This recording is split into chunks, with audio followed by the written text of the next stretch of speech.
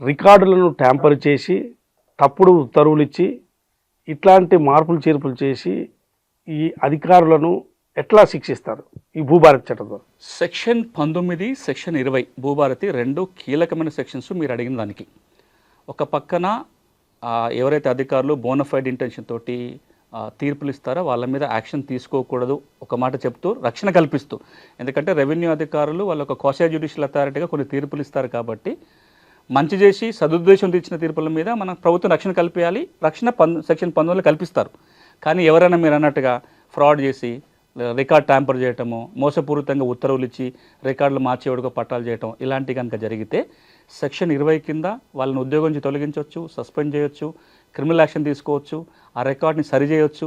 ఒకవేళ భూమి వేరే వాళ్ళకి స్వాధీనంలో పోతే తిరిగి అప్పగించే అధికారం కూడా సెక్షన్ 20 కింద సుపీరియర్ ఆఫీసర్స్కి ఉంటుంది. ఇది ఒక మంచి ప్రొవిజన్ కూడా. అంటే ఒక పక్కన మంచి చేసే అధికారం రెవెన్యూ యంత్రాంగానికి ఇస్తూనే తప్పు జరిగితే కనుక చర్య తీసుకునే పవర్ కూడా ప్రభుత్వం దగ్గర ఉంది.